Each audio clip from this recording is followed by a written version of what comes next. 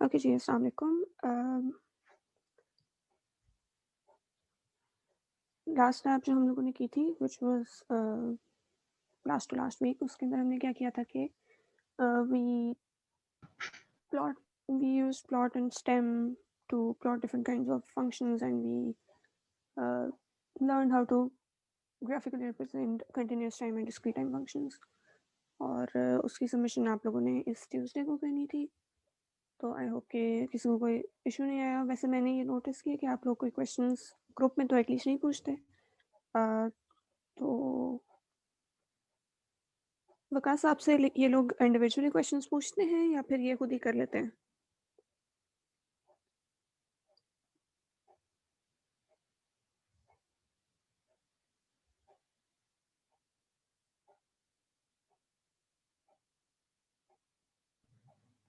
Madam individually पूछते हैं। चलें, सही है। ये तो सही, बिकॉज आई वाज जस्ट मतलब मैं यही नोट कर रही थी कि क्या किसी का कोई सवाल ही नहीं है या फिर वो आपसे इंडिविजुअली डील कर लेते हैं। That's good. तो आज फिर हम चलते हैं अपने नेक्स्ट लैब की तरफ। Late me just share the screen, क्योंकि आप लोगों के साथ वैसे अपलोड LMS के ऊपर अपलोडेड है योर दिस लैब।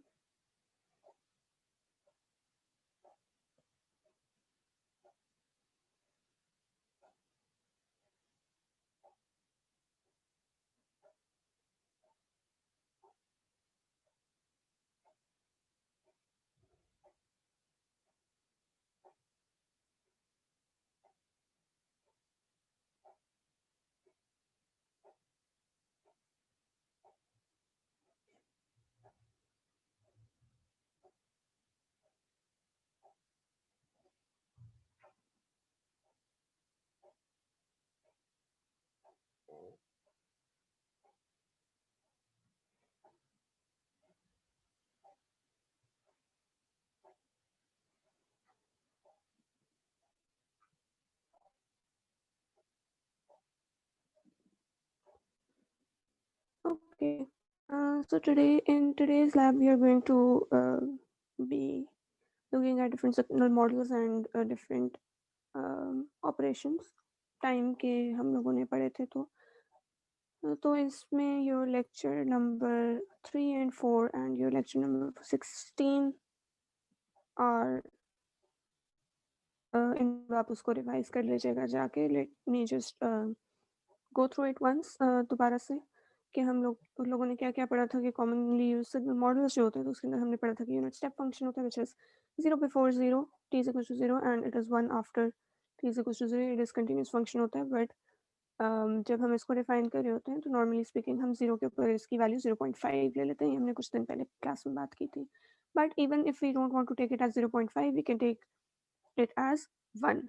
तो यहाँ पे हमने जिस तरह से इसको डिफाइन किया हुआ है, तो हमने क्या कहा हुआ है कि u of t is equals to 1 for t is greater than or equals to 0 and it is 0 otherwise।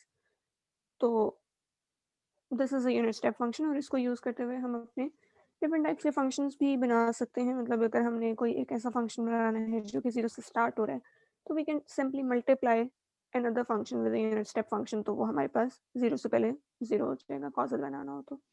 इसी तरह से अगर हमने लेट्स से कि एक स्क्वायर वेव बनानी है, तो लेट्स से कि एक यूनिट स्टेप फंक्शन के अंदर से हम एक शिफ्टेड यूनिट स्टेप को माइनस कर देते हैं, तो हमारे पास एक स्क्वायर पल्स बन जाती है। And similarly we can form different types of functions using one unit step function। जिस तरह से हम यहाँ पे ये कह सकते हैं कि हमने इसको एक्सपोनेंशियल, अगर एक -at जो है तो उसको हमने 0 से स्टार्ट करवाना है, तो उसको हम एक u of t से मल्टीप्लाई कर देंगे। अदरवाइज क्या होता है कि ये इससे बैक पे इंक्रीज हो रहा होता है, मतलब basically it is a decreasing function, तो माइनस इन्फिनिटी पे इसकी वैल्यू इन्फिनिटी होगी एंड सो ऑन। तो we can just multiply with u of t to make it only exist for the positive side of time। और इसी तरह से ये जो भी मैंने थोड़ी देर पहले बात की कि अगर हमने एक पल्स एग्जिस्ट करवानी है बिटवीन 2 and 4, तो we can simply subtract a unit impulse starting at 4 from a unit impulse starting at 2। तो अगर हमने इसके अंदर से इसको माइनस कर दिया तो हमारे पास ओवरऑल जो है तो वो ये लेफ्ट वाला रिजल्ट आ जाता है। एंड जिस तरह से हमने पहले देखा कि हम इसको यू ऑफ माइनस टी भी ले सकते हैं अगर हमने 0 से पहले उसको 1 करवाना है, 0 के बाद हमने उसको 0 करवाना है। Then we talked about unit impulse function. ये हम आज की लैब में नहीं करेंगे बिकॉज़ वी नो ऑलरेडी कि यूनिट इम्पल्स को हम कैसे रिप्रेजेंट कर सकते हैं इन मैटलैब स्पेशली, क्योंकि मैटलैब के अंदर हमारे पास वेक्टर्स ही एग्जिस्ट कर रहे होते हैं ना। तो we can simply just take a line of zeros आ रहे हैं हमारे पास, एक वैल्यू जो है वो जाके वहाँ पे कोई वैल्यू 1 हो जाती है and the rest are also zeros. तो तब हमारे पास एक यूनिट इम्पल्स जो है तो वो प्लॉट की जा सकती है इफ यू वांट टू। ये इसकी अप्रॉक्सिमेशंस हैं हमारे पास। Then let's go to this was the other lecture जिसके अंदर हमने थोड़ा सा कॉमनली यूज्ड फंक्शंस की बात की थी। तो उसके अंदर one was unit gate function, जिसमें हमारे पास क्या होता है कि जो बाय डिफ़ॉल्ट हमारे पास फंक्शन होता है रेक्ट का फंक्शन, तो वो क्या होता है कि it is 0 when absolute of x is greater than 1/2। तो माइनस इन्फिनिटी से लेके -1/2 तक इट इज़ 0। 1/2 पे इसकी वैल्यू इज़ 1/2 यानी कि 0.5। -1/2 से लेके 1/2 तक इसकी वैल्यू हमारे पास 1 होती है एंड अदरवाइज इट इज़ 0। तो अगर हमने इसकी डिफरेंट विड्थ का फंक्शन लेना होता है तो what we do is we you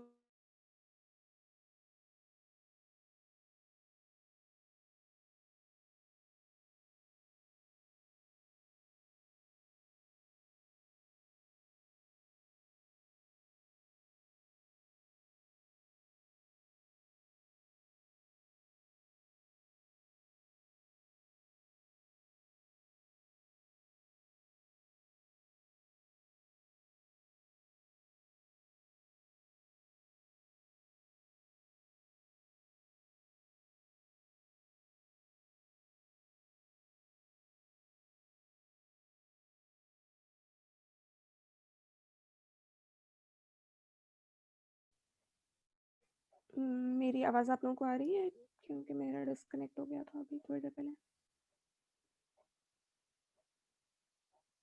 Yes, ma'am. Yeah. Okay, thank you.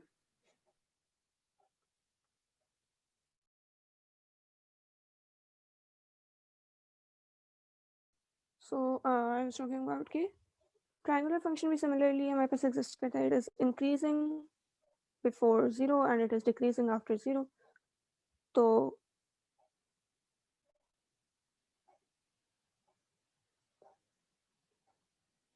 And then we started the sinc function. और सिंक क्या होता है हमारे पास? Sinc of x is sine of x over x, और ये हमारे पास 0 के ऊपर इट्स वैल्यू इज 1 और उसके बाद फिर ये डिक्रीज होता है और आगे से इसका डैम्प्ड ऑसिलेशंस टाइप का बिहेवियर होता है। और इसका जो फर्स्ट क्रॉस ये करता है 0 को, तो वो पाई के ऊपर करता है। तो व्हाट वी डू इसकी अगर हमने इसकी कैलकुलेशन करनी हो कि ये वाला कहाँ पे क्रॉस करेगा, तो we put the angle is equal to pi और उससे हम निकालते हैं कि ये फर्स्ट क्रॉस कहाँ पे आएगा और फिर नेक्स्ट जो है तो वो उसके मल्टीपल्स पे आता है। यानी कि यहाँ पे पाई पे अगर ये क्रॉस करे तो नेक्स्ट ये फिर 2 पाई पे क्रॉस करेगा, फिर 3 पाई पे एंड 4 पाई पे and so on and so forth. So this is the sinc function और ये बहुत इंपॉर्टेंट होता है बिकॉज ये सिग्नल की रिकंस्ट्रक्शन के अंदर यूज होता है, इंटरपोलेशन के लिए फिल्टर्स के अंदर यूज होता है, एक्सेट्रा एक्सेट्रा। और हमने फोरियर ट्रांसफॉर्म में भी ये अब तक तो पढ़ चुके हैं कि it is basically the Fourier transform of a rect function। तो इसी वजह से अगर हम एक डोमेन में रेक्ट फंक्शन यूज कर रहे होते हैं तो दूसरे डोमेन में हमें सिंक फंक्शन के साथ डील करना पड़ता है। तो योर फर्स्ट टास्क जो आज की आपकी लैब का है, that involves defining plotting these functions. तो आपके पास this is the unit step function और उसके लिए आपको कोड ये गिवन है कि अगर आपने एक यूनिट स्टेप फंक्शन डिफाइन करना तो what you need to do. MATLAB के अंदर आप दो तरह से फंक्शंस में डिफाइन कर सकते हैं। एक तरीका ये है कि आपके मैटलैब के अपने डिफाइंड फंक्शंस हैं और दूसरा ये है कि आप जिस तरह से आप वेक्टर डिफाइन करते हैं, तो since you know the values तो आप उसी तरह से फंक्शंस खुद से भी डिफाइन कर सकते हैं।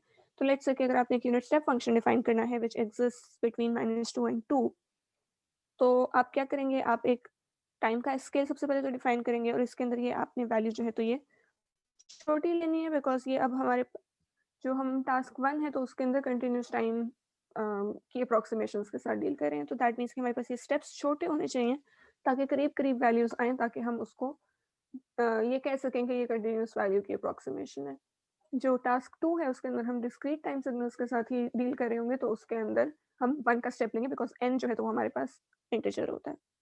तो इस केस में let's say that you want to define a unit step function between -2 and 2, तो आप क्या करेंगे कि -2 से लेके 0 तक उसकी वैल्यू जो है तो उसको 0 कर देंगे। 0 से लेके ऑनवर्ड्स उसकी वैल्यूज़ जो है तो उसको आप 1 कर देंगे, या फिर एग्ज़ैक्टली 0 के ऊपर उसकी वैल्यू को 0.5 कर देंगे और बाकी सारी वैल्यूज़ को 1 कर देंगे, व्हाटएवर यू वांट। तो आप एक खुद से भी वेक्टर डिफाइन कर सकते हैं, लेकिन मैटलैब का फंक्शन जो इसके लिए यूज़ होता है वो हेवी साइड का फंक्शन यूज़ होता है। Unit step function is also called a heavy side function. तो उसके अंदर आप क्या करते हैं कि आप टाइम का स्केल पहले डिफाइन करते हैं and you pass that scale to this function. ये फंक्शन आपके पास बेसिकली क्या करता है कि ये आपके पास हर पॉइंट के ऊपर इस फंक्शन की वैल्यू बताता है। तो इफ अगर आप यहाँ पे टाइम का स्केल पास नहीं करते, let's say you pass -1 to it, तो क्या होगा कि heavy side -1 unit step function की -1 के ऊपर क्या वैल्यू होती है, उसकी वैल्यू 0 होती है, राइट? तो ये आपको रिटर्न कर देगा 0। Let's say you pass it heavy side -2, तो ये आपको 0 रिटर्न कर देगा। तो बेसिकली यहाँ पे ये t को पास करने का मकसद बेसिकली यही है कि ये क्या कर रहा है कि ये -2 वैल्यू ले पुट कर रहा है यहाँ पे, जो रिजल्ट आ रहा है उसको x1 में फर्स्ट इंडेक्स पे स्टोर कर रहा है, देन -1.99 ले रहा है, उसको यहाँ पे पास कर रहा है, -1.99 पे आपके पास यूनिट स्टेप फंक्शन की वैल्यू अगेन 0 होती है, ये 0 स्टोर कर देगा x1 के अंदर। सो ऑन चलता जाएगा जब तक आपके पास पॉजिटिव वैल्यू नहीं आ जाती। तो जब t आपके पास 1 के इक्वल हो जाएगा, t आपके पास 1 के इक्वल होगा तो इसकी वैल्यू 1 होगी, तो x1 के अंदर उस पर्टिकुलर इंडेक्स के ऊपर 1 स्टोर हो जाएगा। Now it is important to note, जो यहाँ पे लिखी भी हुई है बात, कि आपके पास ये जो फंक्शन है इट इज़ जस्ट ये सिर्फ आपको एक वेक्टर बना के दे रहा है, जिसके अंदर आपके पास वैल्यूज़ जो हैं वो ज़ीरोज़ हैं और फिर आगे जाके वन्स हैं, ठीक है? मतलब ज़ीरोज़ हैं और फिर 0.5 एक आएगा और फिर आगे सारे वन्स हैं। तो इट इज़ वेरी इम्पोर्टेंट कि आप जो है वो टाइम का स्केल उसके साथ लिंक्ड रखें, कि आप जब प्लॉट करें फॉर एग्जांपल, तो you need to plot it against t, otherwise क्या होगा कि आपके पास सिंपली प्लॉट तो आ जाएगा, यूनिट स्टेप फंक्शन भी वो होगा, लेकिन वो टाइम के अंदर यूनिट स्टेप जो है वो मतलब यू ऑफ टी है, ये वो यू ऑफ टी -1 है, वो यू ऑफ टी -2 है, ये वाली चीज़ आपको उस केस में पता नहीं चल सकेगी। तो लेट मी जस्ट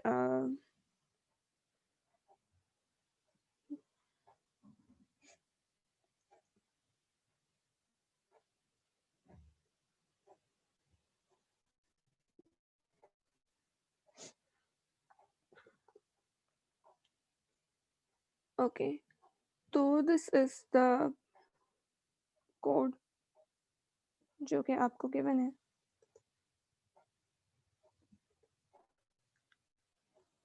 तो अगर आप इसको रन करते हैं तो what you get is this this plot. लेकिन what I am saying is कि लेट्स से कि अगर आप प्लॉट खाली x1 कर देते हैं इंस्टेड ऑफ,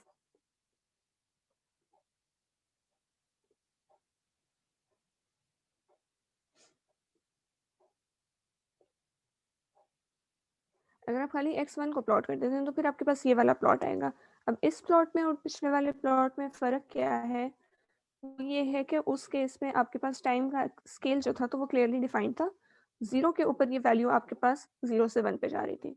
अब अगर आपने इसके साथ टाइम को लिंक नहीं किया हुआ, यानी कि टाइम के स्केल को, तो व्हाट हैपेंस इज कि आपके पास इसके जो इंडेक्स हैं वो एक्स एक्सिस के ऊपर प्लॉट हो रहे होते हैं। तो यू गेट 0 से 0 1 2 3 4 5 इंटीजर इंडेक्सेस जो हैं तो वो उसके साथ साथ इसको प्लॉट करते जाता है। तो 200 एलिमेंट जो है तो वो आपके पास एक्चुअली किसको कॉरेस्पॉन्ड कर रहे हैं, वो टी इज इक्वल टू -0.01 को कॉरेस्पॉन्ड कर रहे हैं। तो उसके ऊपर जाके आप उसके बाद जाके आपके पास वैल्यू चेंज हो रही है। तो जो इटसेल्फ मैंने ये जो प्लॉट किया है ये मैंने प्लॉट x1 से किया है, सिर्फ उसके अंदर मैंने x की वैल्यू रखी है। तो that is simply a vector और उसके अंदर सिर्फ वैल्यूज पड़ी हुई हैं। तो जब भी हम सिग्नल्स के अंदर मैटलैब के अंदर डील कर रहे होते हैं तो we always need to know कि हमारे पास टाइम के अंदर वो वाला सिग्नल जो है वो किस जगह पे एग्जिस्ट करे। तो we always need to link it to the time axis somehow. ठीक है, तो this is the Heaviside function. और उसके बाद फिर आप जो है वो एक्सपोनेंशियल फंक्शन भी हमने पढ़ा था। एक्सपोनेंशियल फंक्शन में हमारे पास क्या होता है कि हम ई रेस्ट पर एस टी जो है तो उससे हम इंक्रीजिंग डिक्रीजिंग और डीसी वैल्यू साइनसॉइड्स इस टाइप के हम जो सिग्नल्स हैं तो वो प्लॉट कर सकते हैं। तो ई रेस्ट पर अगर हमारे पास सिग्मा टी है यानी कि अगर हमारे जो एस होता है ई रेस्ट पर एस टी को हम जब प्लॉट करते हैं तो उसके s is equal to sigma plus j omega होता है। तो उसमें सिग्मा जो है तो वो हमें हमें ये बता रहा होता है कि फंक्शन इंक्रीज कर रहा है या डिक्रीज कर रहा है या कांस्टेंट रह रहा है फंक्शन का एम्पलीट्यूड यानी कि। और जो ओमेगा है वो हमें ये बता रहा होता है कि उसकी फ्रीक्वेंसी क्या है। तो सिग्मा प्लस जे ओमेगा में अगर ओमेगा 0 है तो हमारे पास एक इंक्रीजिंग डिक्रीजिंग या स्ट्रेट लाइन फंक्शन आ जाएगा। अगर हमारे पास सिग्मा 0 है तो हमारे पास एक कांस्टेंट एम्पलीट्यूड के साथ साइनसॉइड आ जाएगा किस फ्रीक्वेंसी का, जो भी हमने ओमेगा फ्रीक्वेंसी रखी होगी उसका। और अगर हमारे पास सिग्मा और ओमेगा दोनों नॉन जीरोस हैं, सिग्मा अगर लेस देन 0 है तो हमारे पास डिक्रीजिंग साइनसॉइड होगी और इसकी फ्रीक्वेंसी क्या होगी जो हमने ओमेगा से डिफाइन किया उसके हिसाब से। और यहाँ पे हमारे पास सिग्मा ग्रेटर देन 0 तो एक इंक्रीजिंग फंक्शन होगा, इंक्रीजिंग साइनसॉइड होगा विद द फ्रीक्वेंसी ओमेगा। ठीक है, तो ये वाली चीज़ भी हम यूज़ कर चुके हैं काफ़ी दफ़ा क्लास के अंदर। तो इसके अंदर changing the values of sigma and omega result in different types of waveforms. तो मैटलैब के अंदर आपके पास इसको हम ई एक्स पी ये भी हमने e raise to power something value है तो वो यूज़ की हुई है। तो उसके आगे अगर हम आर्ग्यूमेंट्स जो हैं तो उसके अंदर टाइम का स्केल दे देते हैं यानी कि टाइम का स्केल हमने पहले से डिफाइन किया हुआ है। तो बेसिकली हम क्या कर रहे हैं, हम e raise to power sigma plus j omega into t जो है उसको डिफाइन करने की कोशिश। तो what to here is e raise to power this इस केस में सिग्मा को हमने 1 रखा हुआ है, ओमेगा को हमने 8 पाई रखा हुआ है। तो सिग्मा प्लस जे ओमेगा ये आ गया, इसको ब्रैकेट के अंदर डाला और उसको मल्टीप्लाई कर दिया विद टाइम, जितने भी टाइम के लिए हम इसको प्लॉट करना चाह रहे हैं। तो हमारे पास x2 आ जाएगा जो कि सेम टाइम इंटरवल के लिए हमने डिफाइन किया हुआ होगा and we can plot it. ठीक है, तो इसको अगर हम प्लॉट करेंगे तो हमारे पास एक इंक्रीजिंग मतलब साइनोसॉइड आएगा जो कि इंक्रीज हो रहा होगा बिकॉज सिग्मा इज पॉजिटिव। अगर सिग्मा नेगेटिव होगा तो फिर हमारे पास डिक्रीजिंग साइनोसॉइड होगा। ठीक है, तो then we come to your first exercise जिसके अंदर आपको एक एक्सप्रेशन गिवन है और आपने उसको डिफाइन करना है और फिर प्लॉट करना है। और ये चीज़ आपके पिछले वाली लैब से आएगी कि आपने हॉरिजॉन्टल एक्सिस पिछली लैब से या इस लैब की चीज़ें भी आप यूज़ कर सकते हैं कि हॉरिजॉन्टल एक्सिस आपके पास टी जो है तो आपने -1 से लेके 5 तक डिफाइन करना है। ठीक है, एंड ऑब्वियसली ये आपके ओवरऑल सारी लैब्स के लिए और ओवरऑल मैट लैब के लिए ये इंस्ट्रक्शन है कि जब भी आप कुछ प्लॉट करेंगे तो you will always give it a title, you will always label the x and y axis. और मतलब अगर मल्टीपल प्लॉट्स हैं तो फिर आप प्लॉट्स के कलर्स जो हैं तो उनको डिफरेंट करेंगे अगर एक ही के ऊपर आप मल्टीपल प्लॉट्स कर रहे हैं तो। बट इन दिस केस आपके पास आई थिंक प्लॉट्स तो डिफरेंट नहीं है but you need to give the title and axes labels. ठीक है, अब गेट फंक्शन हमने पढ़ लिया। उसके केस में हमारे पास मैटलैब का जो फंक्शन यूज होता है that is rectangular pulse, it is case sensitive. अगर आप पल्स का पी छोटा कर देंगे तो ये आपके पास एरर दे देगा, अगर आप कोई और इसका लेटर है उसको कैपिटल कर देंगे तो ये तभी आपको एरर दे देगा because we have studied before कि मैटलैब हमारे पास केस सेंसिटिव लैंग्वेज होती है।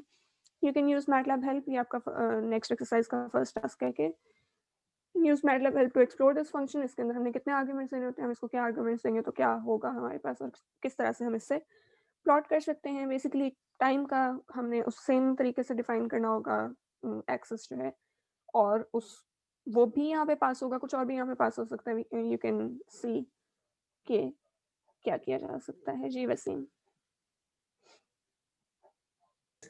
मैम एटलीस्ट एक एग्जांपल तो करवा दें ऊपर वाले की, जिसमें यूनिट स्टेप के साथ मल्टीप्लाई और एक्सपोनेंशियल फंक्शन उसका ड्रग के प्लॉट करके बताना, ताकि थोड़ा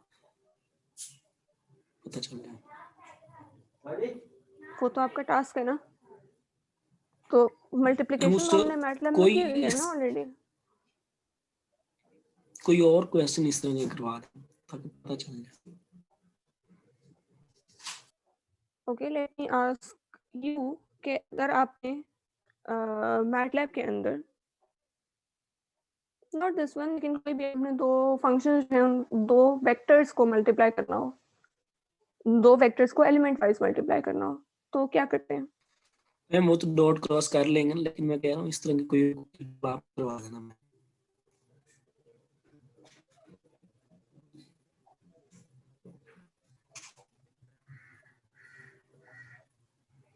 वो तो हम डॉट क्रॉस में मल्टीप्लिकेशन करते हैं एलिमेंट वाइज हो जाती है। हाँ, तो फिर मुझे ये समझ नहीं आ रही कि आपका क्वेश्चन क्या है।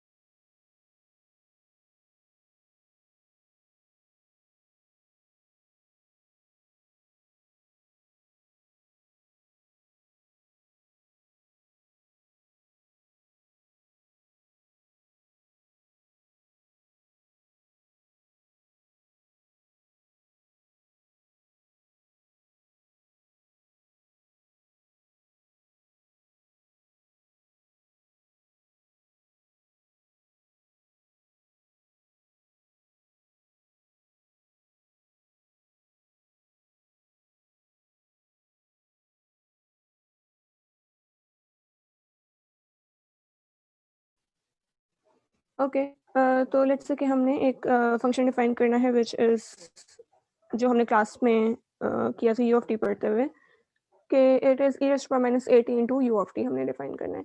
तो what we need to do is we need to define Heaviside function that is centred at 0, मतलब कि सेम जो हमने यहाँ पे डिफाइन किया हुआ है।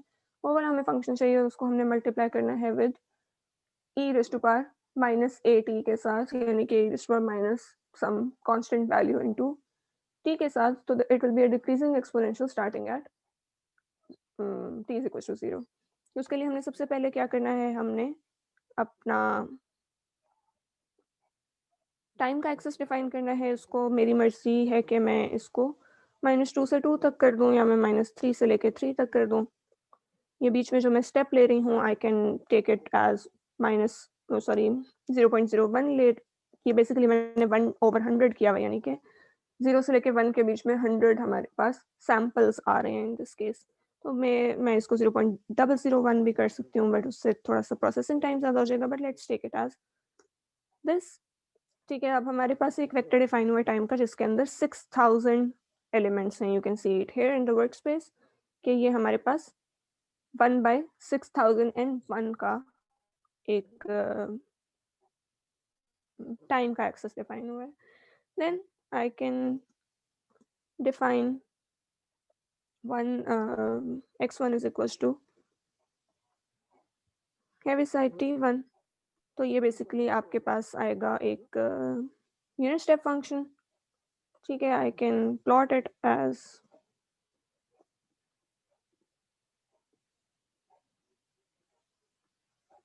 दिस। तो मेरे पास जो है वो ये वाला फंक्शन प्लॉट हो गया। लेबल वगैरह मैं नहीं करी, but you will have to do that. ठीक है, तो ये हमारे पास -3 से लेके 3 तक 0 के ऊपर ये ट्रांजिशन कर रहा है फ्रॉम 0 to 1, ठीक है, this is a unit step function. तो then I define another function as e raised to power minus at मैंने करना है, तो लेट्स से कि a हमारे पास 2 है, तो -2 into t1 कर देंगे हम। तो ये आप यहाँ पे साथ-साथ वर्क स्पेस में देख सकते हैं कि हमारे पास जितने भी हम t1 को यूज़ करते हुए फंक्शंस डिफाइन कर रहे हैं, तो उनकी जो लेंथ है तो that is the same as t1 और ये सेम ही होनी चाहिए, अदरवाइज़ हमारे पास प्लॉटिंग में एरर आ सकता है, ठीक है। So this is x2 is equals to हमने ये कर दिया, if I plot x2 against t1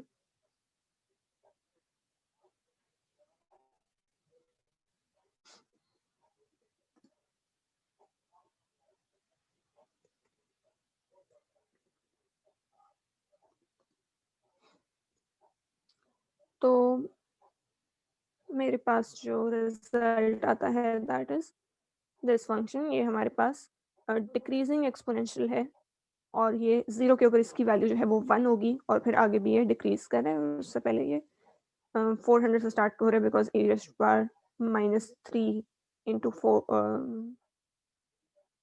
sorry e raised to power 3 जो है तो वो हमारे पास जो भी वैल्यू आ रही होती है, ठीक है जी।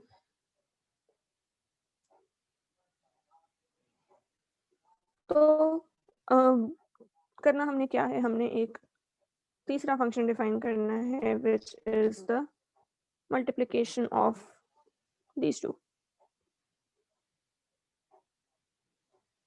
ठीक है। अब अगर यहाँ पे आप डॉट नहीं डालेंगे तो ये आपके पास प्रॉब्ली एरर दे देगा बिकॉज ये दोनों वेक्टर्स हैं, तो वो मल्टीप्लाई मैट्रिक्स मल्टीप्लिकेशन उनकी हमारे पास नहीं हो सकती इस तरह से।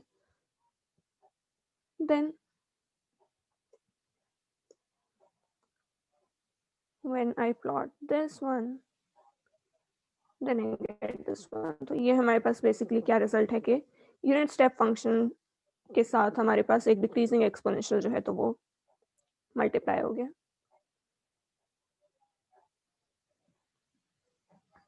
ठीक है।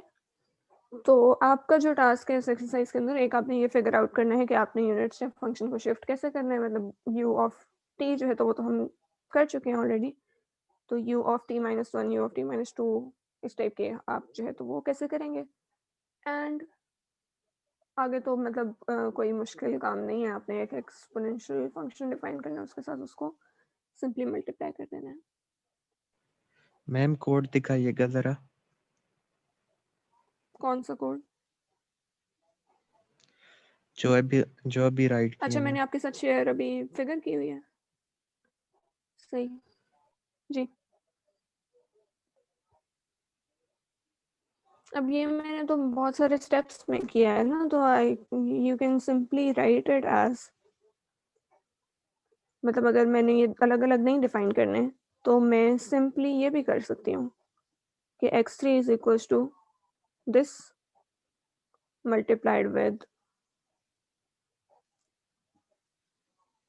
दिस। तो मतलब यहाँ पे डायरेक्टली हम इसके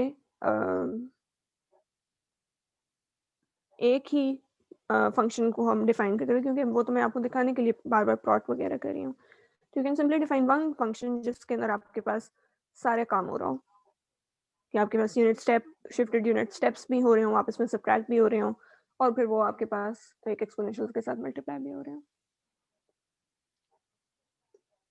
ठीक है। तो इस केस में भी हमारे पास सेम रिजल्ट आएगा जो पिछले में आया था।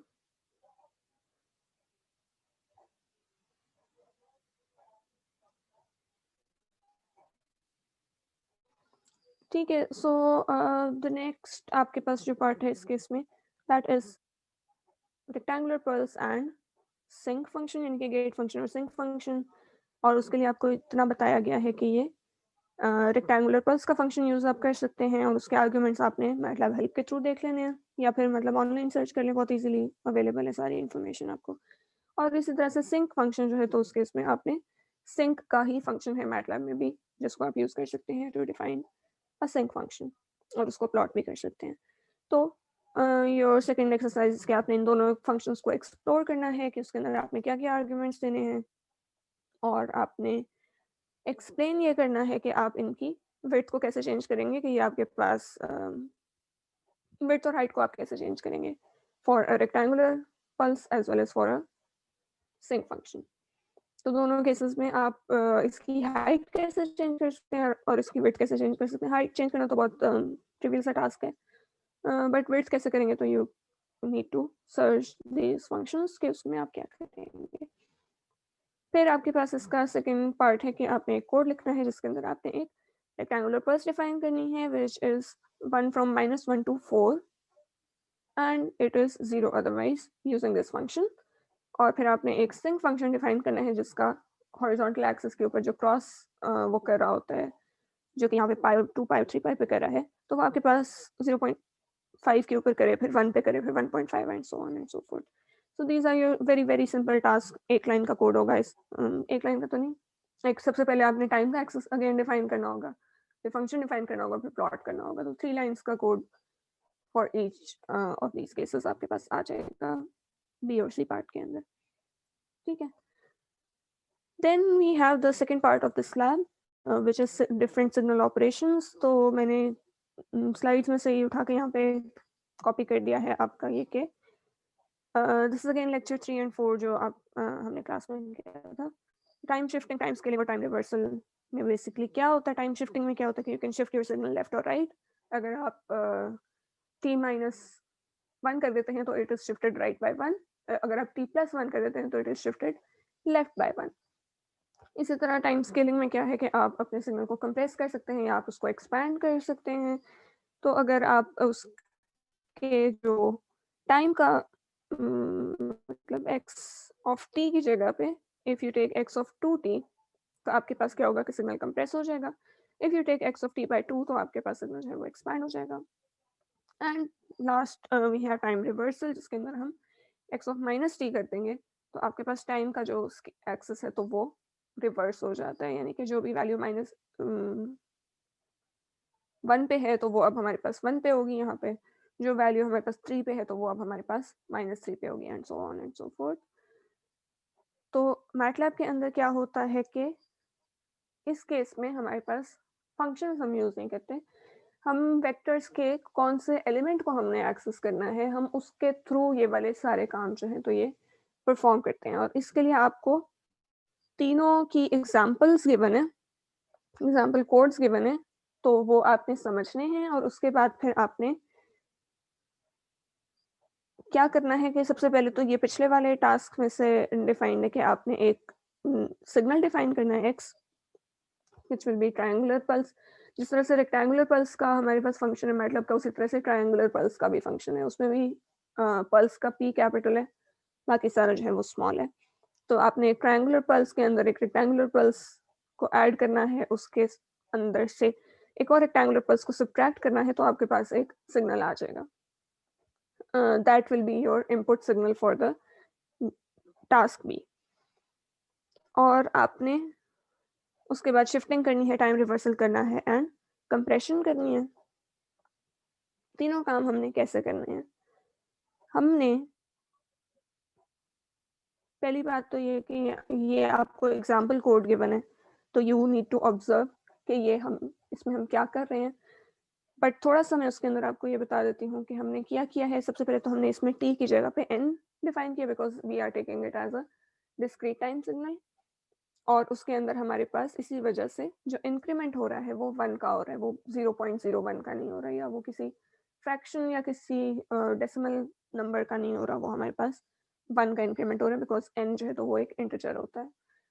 फिर हमने x डिफाइन किया है, x के नंबर ऑफ एलिमेंट्स सेम है जो कि यहाँ पे मैंने यहाँ पे मैनुअली डिफाइन किया है, आपने यहाँ पे n को यूज करते हुए करना होगा ऑब्वियसली बिकॉज जिस तरह से t के अंदर हमने t को यूज किया है तो यहाँ पे हमारे पास n यूज हो रहा है। ठीक है, so this x is basically के 0 0 0 1 2 3 4 5 6 7 0 0 0 ये हमारे पास यहाँ पे x डिफाइंड है। दोनों के अंदर हमारे पास 13 एलिमेंट्स हैं। ठीक है, तो शिफ्टिंग जब हमने करनी है तो क्या करना है कि हमने एक नया वेरिएबल डिफाइन किया which is the same size as the original signal.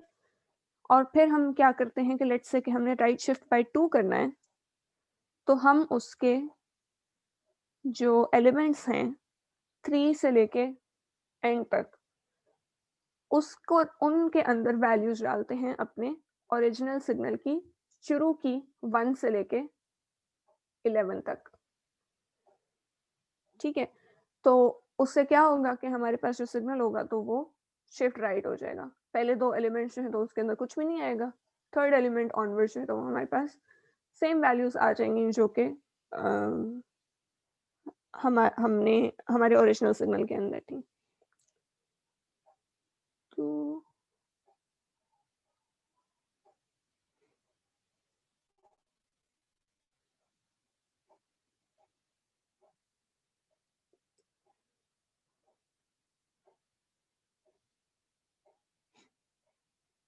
Okay, so this is the original signal. Original signal को अगर मैंने प्लॉट किया हो तो वो मेरे पास ये है, इसके अंदर ये एक्स एक्सिस जो है तो ये n है और दूसरे के ऊपर हमारे पास x1 है। तो इसके अंदर 0 के ऊपर इसकी वैल्यू आप नोट कर लें कि 0 के ऊपर इसकी वैल्यू 4 है। तो फिर हम ये देखते जाते हैं कि वो वैल्यू कहाँ पे शिफ्ट होती है। ठीक है, तो फर्स्ट 3 एलिमेंट्स आर 0, फिर हमारे पास 1 2 3 4 5 से लेके 7 तक वैल्यूज हैं and then we have zeros again. तो जब हमने वही वाला कोड रन किया जो आपको गिवन है, तो what happens is that we get this as the result. तो वो जो 0 के ऊपर 4 वैल्यू थी वो अब हमारे पास 2 पे शिफ्ट हो गई है। ठीक है, तो हमने उसके लिए किया क्या है कि हमने जो नया वेरिएबल था उसके अंदर यहाँ से ऑनवर्ड्स जो वैल्यूज थी उनको रिप्लेस किया है हमारे ओरिजिनल सिग्नल की जो फर्स्ट ऑनवर्ड्स वैल्यूज थी उनके साथ। तो इस वजह से हमारे पास सिग्नल जो है वो राइट शिफ्ट हो गया। अगर हमने लेफ्ट शिफ्ट करना होगा तो क्या करेंगे कि हम अपने सिग्नल की जो नया वाला सिग्नल है उसकी शुरू की सारी जो वैल्यूज हैं, लेट्स से के शुरू की 11 वैल्यूज जो हैं उनको हम रिप्लेस करेंगे अपने ओरिजिनल सिग्नल की पहली 2 वैल्यूज छोड़ के आगे वाली सारी वैल्यूज के साथ। तो बेसिकली आपने इसके अंदर इंडेक्सेस को एक्सेस इस तरीके से करना है कि आपके पास वो वाले इंडेक्सेस एक्सेस हो रहे हो जो कि शिफ्ट होने के बाद वैल्यूज आती हैं। ठीक है, तो उसके लिए हमारे पास जो तरीका है वो ये वाला है। ये हमने पढ़ा हुआ है ना कि ये क्या कर रहा है। तो ये बेसिकली आपके पास 3 से लेके 13 तक जो वैल्यूज है ना उनको सिर्फ एक्सेस कर रहा है। तो जो फर्स्ट और सेकंड इंडेक्स पे वैल्यू है तो वो हमारे पास 0 है बिकॉज हमने उसको डिफाइन ही 0 से किया हुआ है। 3 से लेके 13 तक जो इसके इंडेक्सेस हैं उसके अंदर ये इसकी 1 से लेके 11 तक वाली सारी वैल्यूज हैं तो उनको प्लेस कर रहे हैं ओरिजिनल सिग्नल की। तो your signal is shifted right by 2। इसी तरह अगर हमने टाइम रिवर्स करना हो तो उस केस में हम क्या करते हैं कि सारे इसके जो एलिमेंट्स हैं, यहाँ पे हम ये बेशक ना भी लिखें तो कोई फर्क नहीं पड़ता बिकॉज हम सारे एलिमेंट्स को एक्सेस कर रहे हैं 1 से लेके 13 तक, उनको हम इंडेक्सेस में अपने ओरिजिनल सिग्नल के ऑपोजिट इंडेक्सेस के वैल्यूज के इक्वल करते हैं। तो जब यहाँ पे 1 होगा तो यहाँ पे x13 होगा, जब यहाँ पे 2 होगा तो यहाँ पे x12 एक्सेस हो रहा होगा। तो इसी तरह जो भी इंडेक्सेस में फर्स्ट वैल्यू हमारे नए सिग्नल की होगी वो हमारे ओरिजिनल सिग्नल की लास्ट वैल्यू होगी। और इधर हम नए सिग्नल के केस में हम फॉरवर्ड जा रहे हैं तो फिर 1 के बाद 2 3 4 5 6 होगा। यहाँ पे हम बैकवर्ड्स जा रहे हैं तो 13 12 11 10 9 8 and so on.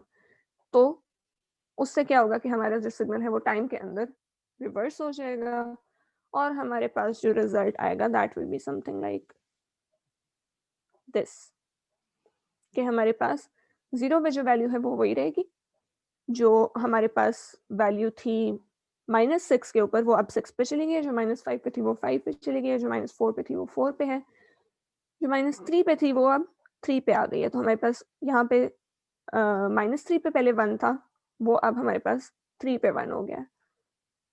Then we have 2 3 4 और जो हमारे पास +3 के ऊपर वैल्यू थी विच वाज 7 तो वो अब हमारे पास -3 के ऊपर शिफ्ट हो गई है। तो हमने टाइम के स्केल को बेसिकली रिवर्स करना था तो हमने x ऑफ -n लेना था। तो हमने यही वाला काम किया है बट मैटलैब के अंदर सिंस हम एक एक करके वैल्यू को एक्सेस कर रहे हैं तो हमने उसको इस तरीके से किया है कि एक के केस में हम फॉरवर्ड चल रहे हैं तो दूसरे के केस में हम बैकवर्ड चल रहे हैं. So this is time reversal. And last one is compression हमने की है यहाँ पे.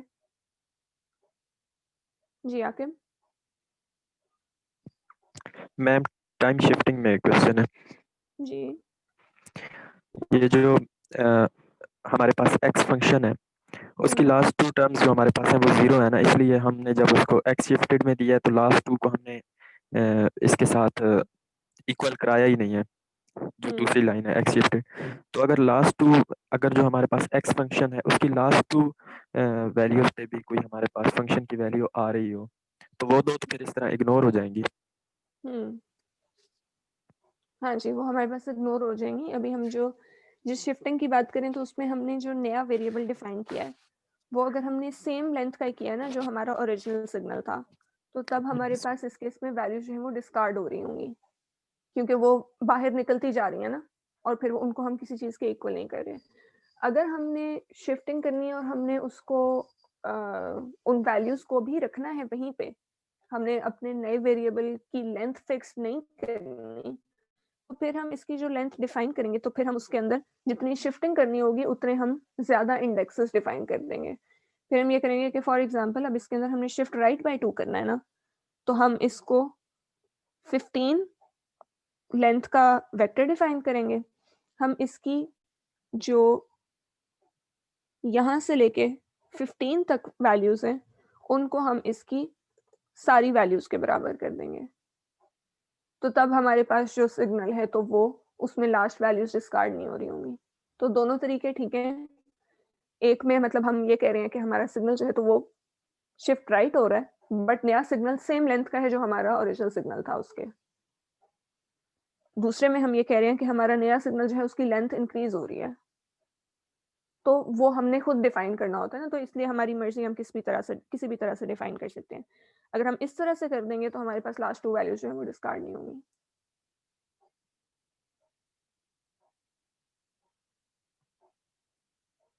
सही है. इसके अलावा भी एक मेथड होता है विच इज सर्कुलर शिफ्टिंग. उसके अंदर हम ये करते हैं कि लेंथ हम सेम रखते हैं, जो वैल्यूज यहाँ से डिस्कार्ड हो रही होती हैं उनको हम इसके शुरू में ले आते हैं, लेकिन वो वाला काम हम नहीं करें. उसके लिए वैसे मैटलैब का फंक्शन भी है सर्कुलर शिफ्टिंग का. बट लीनियर शिफ्टिंग में हमने बस राइट शिफ्ट करना है तो हम राइट शिफ्ट कर देंगे. अगर वैल्यूज डिस्कार्ड करने में मसला नहीं है तो हम सेम लेंथ, या हमने अगर सेम लेंथ का वेक्टर डिफाइन करना है तो हम सेम लेंथ का वेक्टर डिफाइन करके जिस तरह से पहले कोड लिखा हुआ था उस तरह से लिख लेंगे. अगर हमने वैल्यूज कोई भी लूज नहीं करना चाहते हम, तो फिर हम ये करेंगे कि हम जो नया वेक्टर डिफाइन कर रहे हैं तो वो उतने उसके अंदर इंडेक्सेस ऐड हो जाएंगे जितनी हम शिफ्टिंग करना चाह रहे हैं. ठीक है जी हदीका. मैम अगर लेफ्ट शिफ्ट करना है तो फिर लेफ्ट अगर इसमें जी 2 ऐड करेंगे. 2 कहाँ पे ऐड करेंगे? मैम ये 13 में जो सेकंड पे है. नहीं, इसमें देखें आपने ये देखना है कि आप कौन से इंडेक्सेस को एक्सेस करना चाह रहे हैं ना. अगर आप यहाँ पे 2 ऐड कर देंगे तो आपके पास सीधा सीधा एरर आ जाएगा, क्योंकि आपका जो ओरिजिनल सिग्नल है उसकी लेंथ ही 13 है, तो वो आपको कहेगा कि आप 14th एलिमेंट एक्सेस करने की कोशिश करें जबकि आपका वेक्टर जो है वो है ही 13 लेंथ का. आपने ध्यान इस चीज़ का रखना है कि आप कौन से इंडेक्स को एक्सेस करके क्या करने की कोशिश कर रहे हैं ना. तो अगर आपने इसको लेफ्ट शिफ्ट करना है तो आपका ओरिजिनल जो सिग्नल है वो ये वाला है ना, राइट. अब आपका ओरिजिनल सिग्नल ये है और आपने इसको left shift by let's say के 1 करना है.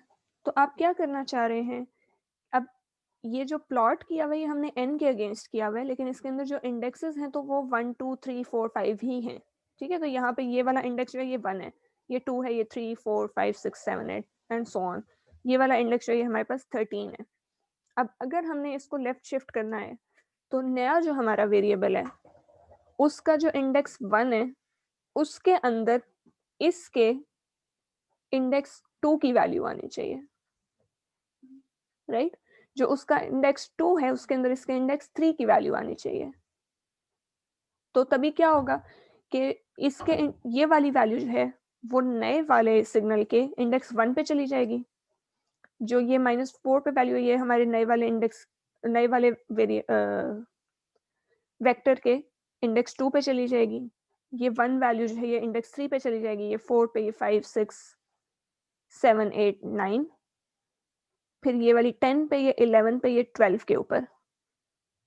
ठीक है, तो आपने उस केस में क्या करना है कि जो नया वाला हमारा सिग्नल है उसका इंडेक्स आप कौन कहाँ से कहाँ तक एक्सेस करें, 1 से लेके 12 तक, और जो ओरिजिनल सिग्नल है उसके कौन से वैल्यूज उसके अंदर हमने भेजनी है, वो हमने 2 से लेके 13 तक वाली जो वैल्यूज हैं वो उसके अंदर कॉपी करनी है।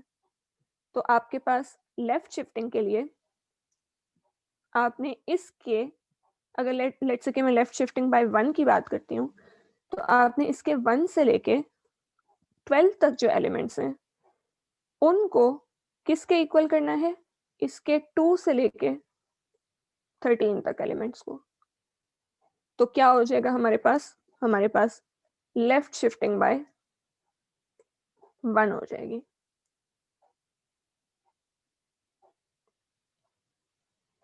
ठीक है, यस मैम। ओके।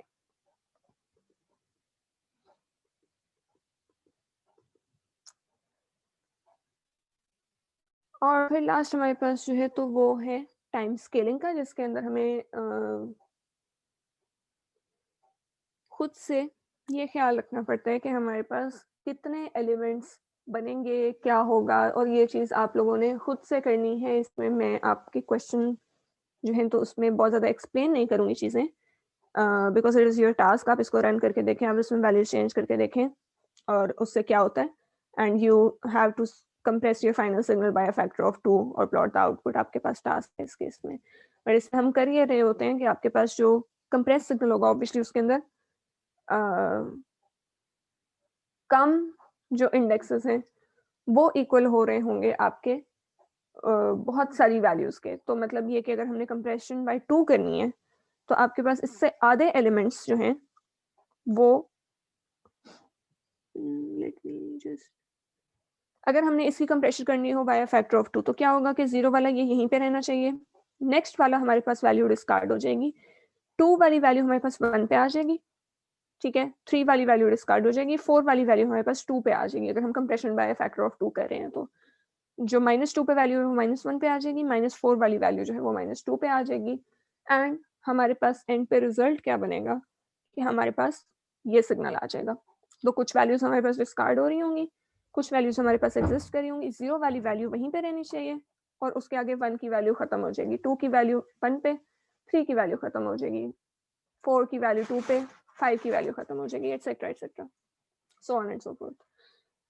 ठीक है, तो उसके लिए हमने क्या किया है यहाँ पे कि हमने अपने जो सिग्नल है उसको डिफाइन सेम लेंथ का किया। मैंने यहाँ पे सारों में सिग्नल को सेम लेंथ का डिफाइन किया हुआ है, ठीक है। तो उसके फिर हमने ये ध्यान रखना है कि कौन से एलिमेंट्स को एक्सेस करेंगे, तो 0 वाली वैल्यू 0 पे ही रहेगी, और यहाँ पे हमने ये ध्यान रखना है कि हम कहाँ से शुरू करके, अब कंप्रेशन बाय फैक्टर ऑफ 2 कर रहे हैं तो हम 2 के स्टेप से चलेंगे, यानी कि फर्स्ट इंडेक्स के बाद वो थर्ड इंडेक्स एक्सेस कर रहा होगा, फिर वो फिफ्थ इंडेक्स एक्सेस कर रहा होगा, एंड सो ऑन। ठीक है, तो अगर हमने बाय 3 करनी है तो हम यहाँ पे 3 का स्टेप साइज रखेंगे, अगर हमने बाय 4 करनी है तो यहाँ पे 4 का स्टेप साइज रखेंगे कि वो एक एलिमेंट एक्सेस करने के बाद नेक्स्ट एलिमेंट कौन सा एक्सेस करे। लेकिन इसके अंदर जो ध्यान हमें रखना पड़ता है वो इस चीज़ का रखना पड़ता है कि जो 0 के ऊपर वैल्यू है वो 0 के ऊपर ही रहे, and that is your task कि आप उसको इंश्योर कराएं। ठीक है, so this is ma'am your lab। जी, मैम एक्सपेंशन के लिए क्या होगा, माइनस में होगा फिर? एक्सपेंशन के लिए आपके पास जो है तो वो माइनस में नहीं होगा, उस केस में आपको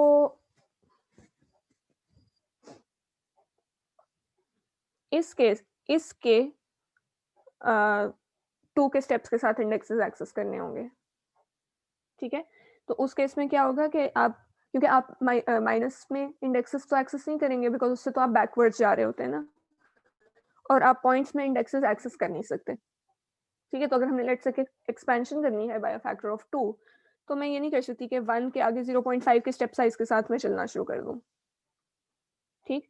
तो उस केस में हम क्या करते हैं कि हम इसके इंडेक्सेस जो हैं वो 2 की जंप के साथ चलना शुरू हो जाते हैं। उससे लेकिन मसला जो हमारे पास एक्सपेंशन के अंदर है वो ये है कि हर जो अल्टरनेट वैल्यू होगी तो वो हमारे पास 0 ही रहेगी, ठीक है? तो कंप्रेशन में ये होता है कि कुछ वैल्यूज डिस्कार्ड भी होती हैं, और एक्सपेंशन में ये हो रहा होगा कि हमारे पास हर एक सैंपल के बाद नेक्स्ट सैंपल जो है वो 0 आ रहा होगा। जी आकिब। मैम एक्सपेंशन में जो हमारा एक्सपेंडेड सिग्नल आएगा के लिए हम टी फिर से डिफाइन करेंगे, क्योंकि अगर हम एक्सपेंशन मतलब 5 के साथ कर रहे हैं ना, तो पहले अगर हमारे पास टाइम -6 से 6 तक था, तब तो टाइम भी हमारे पास मतलब एक्सपेंडेड के लिए ज़्यादा होना चाहिए ना, तो फिर टी फिर से उसके लिए डिफाइन करेंगे। जी, उसके लिए दोबारा से डिफाइन करेंगे।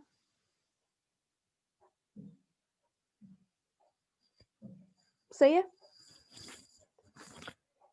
सही है ma'am. Okay, so this is your lab for today. आप लोगों ने फंक्शन डिफाइन करने हैं, डिफरेंट मॉडल्स जो हैं उनको डिस्प्ले करना है, 2 फंक्शंस को मल्टीप्लाई करके कुछ करना है, एंड लास्ट में आपने ये एक और फंक्शन डिफाइन करना है और उसको शिफ्ट करना है।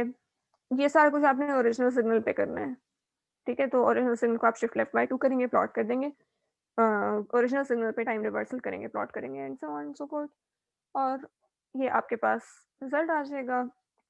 सारे जो आपके प्लॉट्स हैं वो प्रॉपर्ली टाइटल और उसके अंदर प्रॉपर्ली लेबल होने चाहिए, and you will submit your final report before next Friday at 9 AM। 9 बजे से पहले पहले आप अपना मतलब नेक्स्ट लैब स्टार्ट होने से पहले आप जो है तो वो अपनी सबमिशन कराएंगे। नेक्स्ट फ्राइडे को भी आपकी लैब होगी, और फिर उसके बाद उससे नेक्स्ट फ्राइडे को नहीं होगी। हम अपने वापस रूटीन पे जा रहे हैं, क्योंकि लास्ट वीक लैब नहीं हुई थी, उसकी वजह से आज हुई है।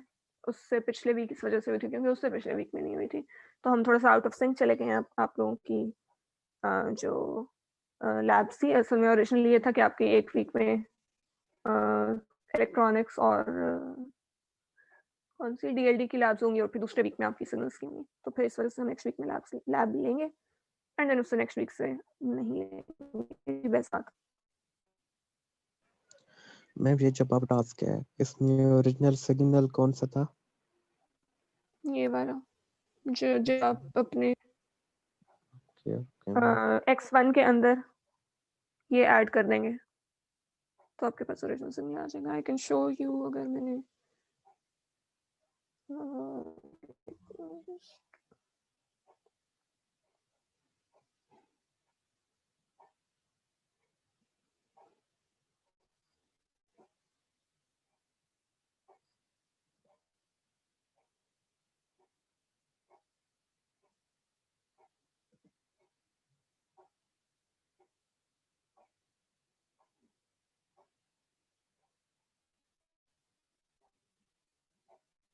it is going to look like this। जो आपका फाइनल सिग्नल है, आपने क्या किया हुआ है, एक ट्रायंगुलर पल्स है, उसके अंदर एक रेक्टेंगुलर पल्स को ऐड किया हुआ है, फिर उसके अंदर से एक शिफ्टेड रेक्टेंगुलर पल्स को सब्ट्रैक्ट किया है, तो आपके पास ये रिजल्ट आएगा, ठीक है? So this will be your original signal, और फिर इसको आप शिफ्ट कर रहे होंगे राइट और शिफ्ट कर रहे होंगे लेफ्ट, और व्हाटएवर जो भी आपको टास्क के बने वो सारे काम आप कर रहे होंगे, ठीक है जी? तो वर्क ऑन योर लैब, हम सेशन को एंड कर सकते हैं। अगर वकास आप कुछ ऐड करना चाहते हैं तो कर दें, otherwise we are going to end the session.